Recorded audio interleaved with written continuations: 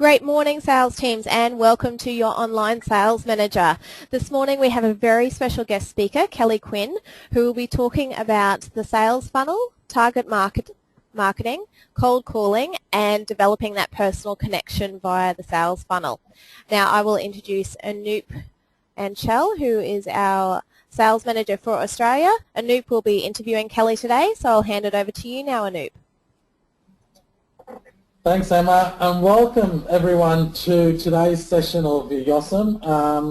A very cold morning in Brisbane, but it's lovely and sunny, and I hope you're well wherever you are.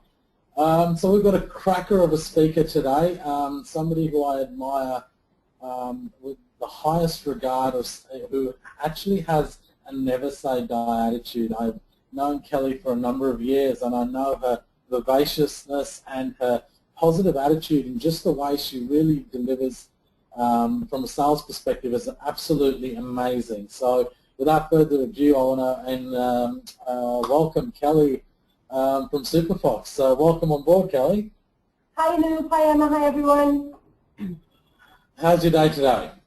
Yeah, really good. A little bit crazy this morning with some system stuff, but yeah, all good. All good to go. Right.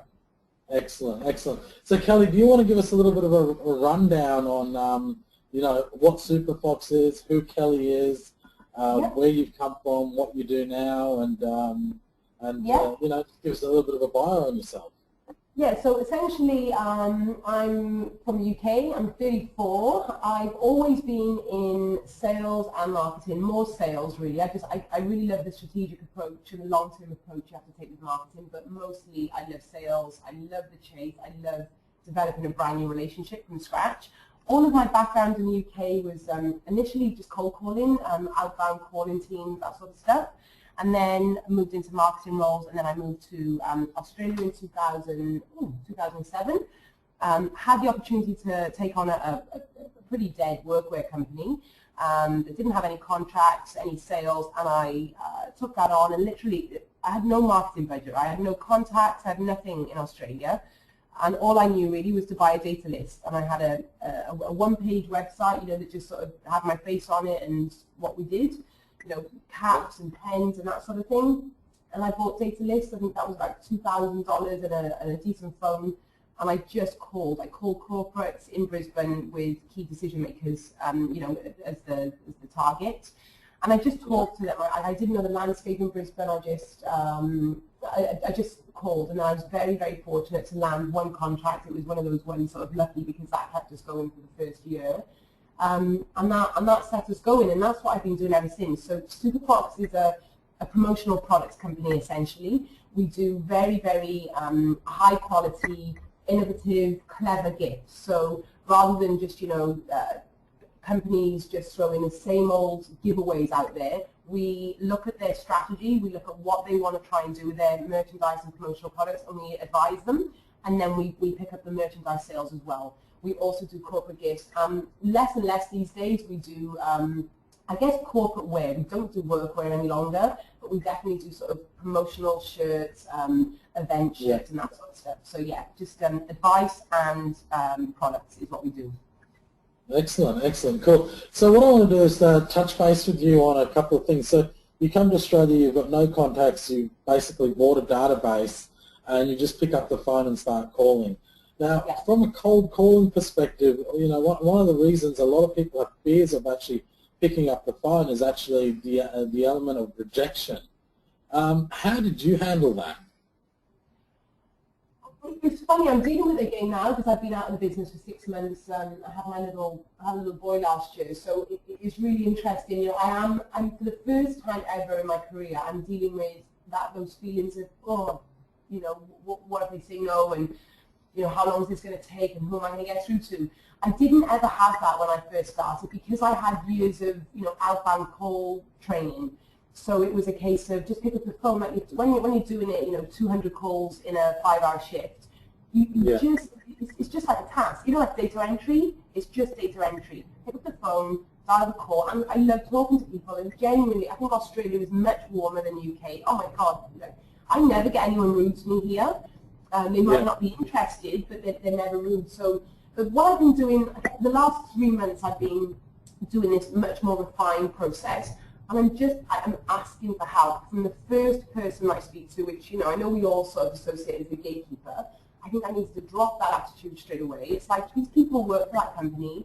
They are protecting the people that are there because everyone is super busy these days. And when I first started doing it again, the cold calling this year, I thought, oh my God, I've missed the boat. You know, everyone's into e-marketing and this, that, and the other. But I tell you, 3 months in, I've got amazing results. And I'm just asking for help. I just ask the initial receptionist, look, this is who I'm looking for. I do have a contact name or I don't.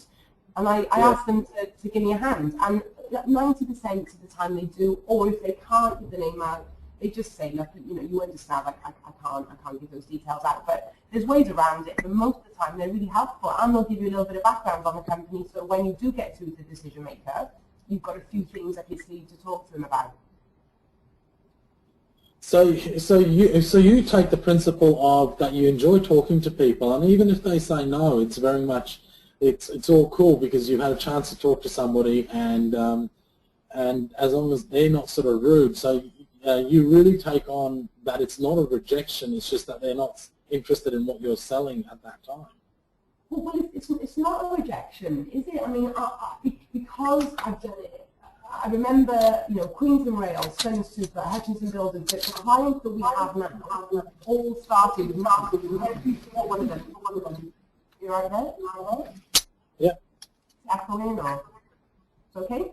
Every single one of them started with a no. And it's you know, they're not interested right there and then because they've got, you know, 100 odd emails. Someone's calling them. They got tasks they haven't done, so they can't even think about it. You know, when you call, they're not thinking about, oh yeah, I want to spend $100,000 on merchandise with this person. They do already have some relationships in place. It's only when you make the initial call. I never look at that call. I don't have any pressure on that initial call.